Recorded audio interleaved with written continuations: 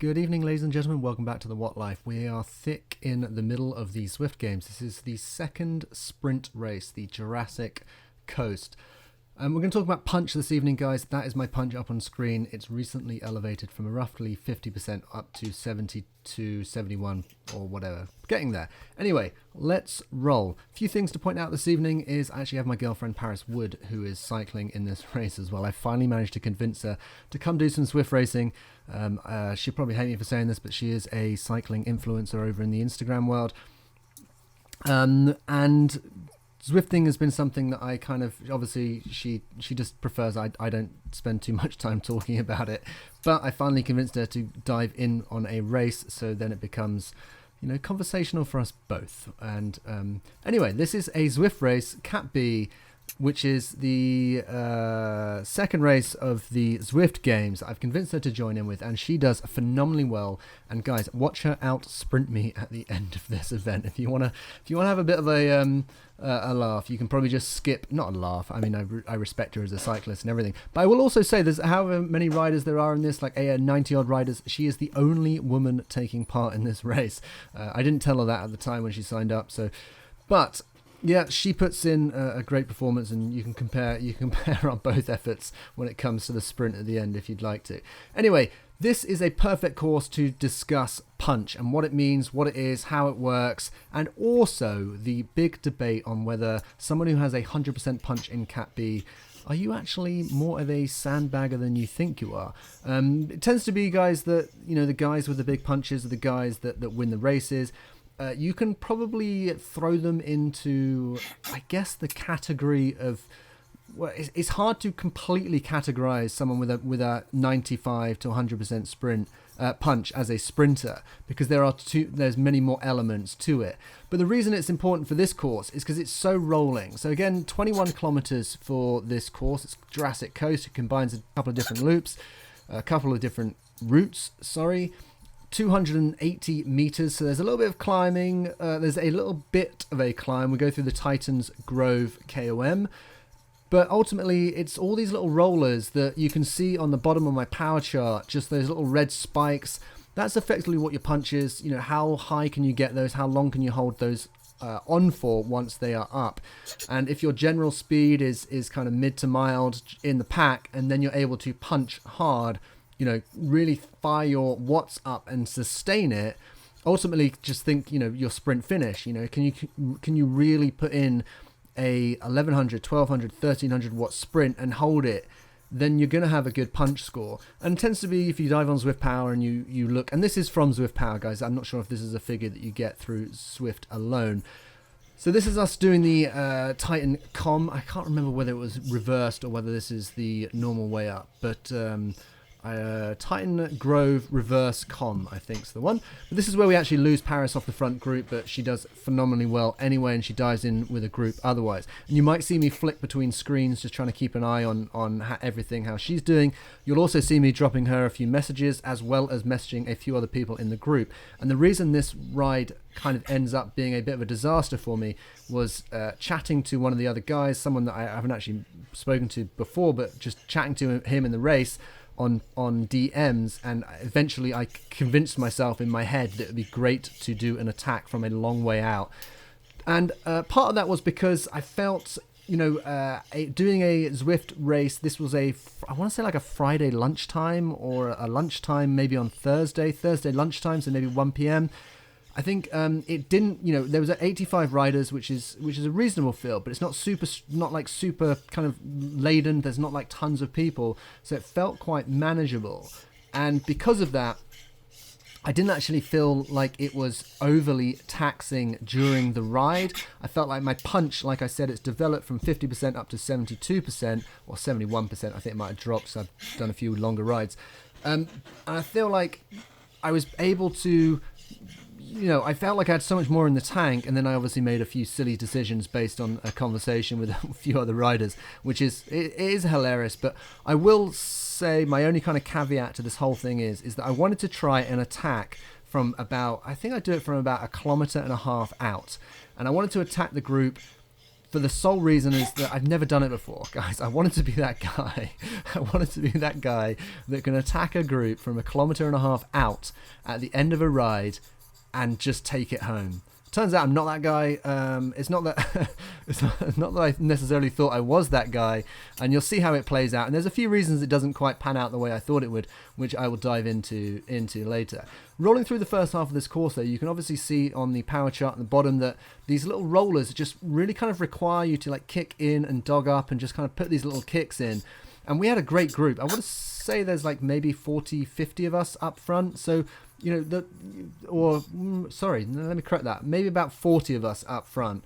Because I know that Paris has a really strong finish and actually does reasonably well in the standings. So I'm going to throw you my stats for the race, my overall stats for the race in terms of numbers. So race 2, Zwift Games, like we said, I hold 3.8 watts per kg, which is 288 watts, which is averaged out at 304 for normalized power. My 20-minute was 3.7, and ultimately I felt this was quite comfortable. I didn't feel like, I think these punches play, or these rolling courses play well into my kind of cycling modality, my kind of physiology as a cyclist, which is, you know, slightly like more neuromuscular, and I can kind of put those little kicks in, anything that's like not too long, you know, up to 120 seconds, couple of minutes, just work hard and then just sink back into the group and then try and grab the back of someone's wheel. That's kind of what my wheelhouse kind of feels like. So this is why this race was, I enjoyed it for the fact that, you know, we weren't pushing terribly hard. There we go. There's me flicking on Paris and just seeing how she's been doing. I see that she's on her own. And I will probably message her and just kind of encourage her to try and find people that might be behind her to ride with. And ultimately that's what happens down the line. So I'm always like, I'm trying to keep one eye on my race, trying to keep one eye on Paris, not to mansplain or anything, but she's not kind of overly prolific on Zwift, so I thought just throwing her a few like, hey, maybe you should do this, and then you can kind of see her chatting back to me whilst we are riding, which actually made it a lot more fun. And part of the reason I wanted her to come do this or kind of be part of our race was it's nice to chat to people. I like chatting in a race. I like throwing in the private messages and DMs. Paris's punch, by the way, is around 50%, and she's only done maybe a handful of races, and she's only recently kind of got onto Zwift Power. So, you know, her stats are something that she's working on. She weighs 58 kg, I think, and she does phenomenally well. I think she holds like 3.7 watts per kg. Sorry, scratch that, guys. Paris holds 4.1 watts per kg for the 29 minutes that it takes her to do this race. Obviously, being slightly lighter means you can push, you know, your watts per kg sometimes ends up being a bit higher. The fact that it's a rolling course probably plays quite well into her style of climbing as well. I think she's not an all-out climber, but she does have that kind of ability to just kind of, she is a bit of a puncher, I guess. So that plays into her hands. But to knock out 4.1 watts for 29 minutes, I think as a group of guys, you know, if you are 75 plus kg, you will be a little bit more than envious of that, because that's a strong ride, strong workout. I did really enjoy this course. I thought the course was good. I'm really enjoying the Zwift Games. Actually, between you and I have just finished doing the third race. I'm actually a bit late at recording this. It's Sunday. I've done the Zwift Epic, the Zwift Games Epic route, which was terrible. 80k. It was horrible. I fell off the front group with 6k to go. I didn't record it because it was a 2.5+ hour ride. I didn't think you guys really needed that level of boredom. But it was hard. It was great. 250 person group, riding hard. And I am really enjoying the Zwift Games. And Monday night for prime time, we will have the crit racing up in Glasgow, which is 5 loops of the UCI Glasgow crit course, which I think is going to be awesome. I'm actually really looking forward to that one. And we all know how useful a punch or a high punch is going to be in a race like that, because it's got those little the double kickers. I can't remember what they're called, and it's got a few little just like little lumps and bumps that if you can kick hard, then obviously it being a crit race, being able to kick at the end is just, it's going to put you in like a way better position than being someone that can kind of ride a hill for a number of watts for kind of two hours or something.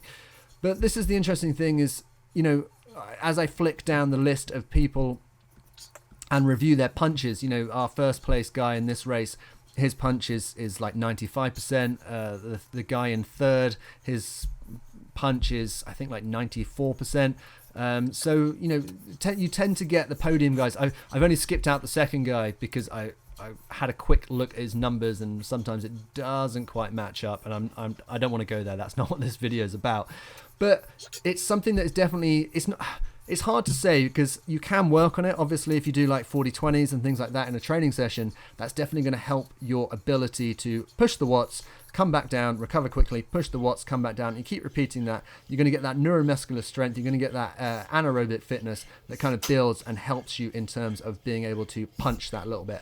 So there's definitely something about making sure that you spend enough time in these short, like burst periods going over your FTP as part of training that's going to provide you the tools to get better in terms of having a stronger punch. Because the one thing I found is that my gross watts, my kind of like end of race watts, I have not been progressing. I haven't really tested it, or I haven't done like anything that tests it too outrightly.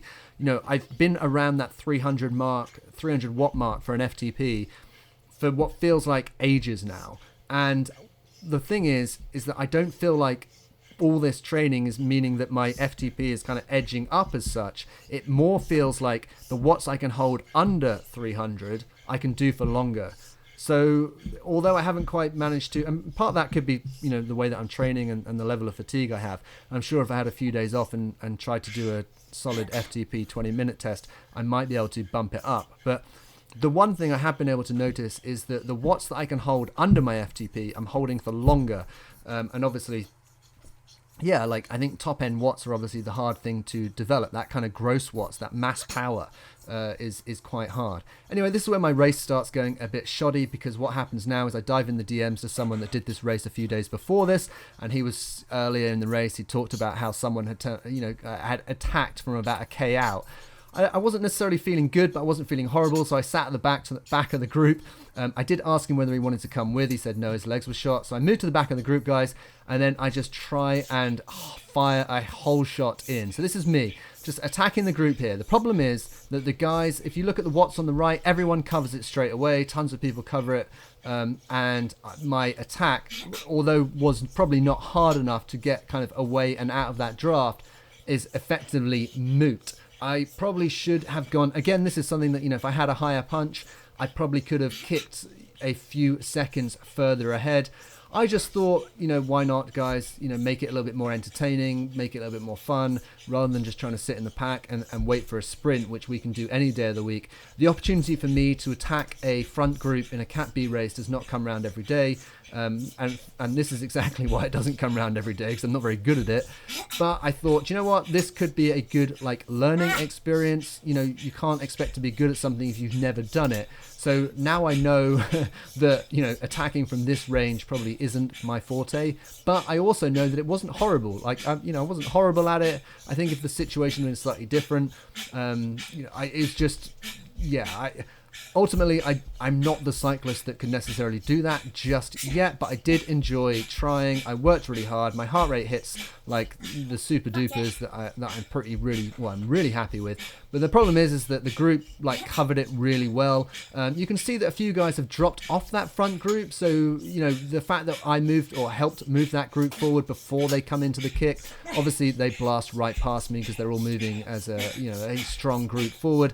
And then I've got nothing left because I've already kind of tried to empty my bag on that last attack. So I roll over the line a solitary kind of back end of that front group. But I'm really happy with it.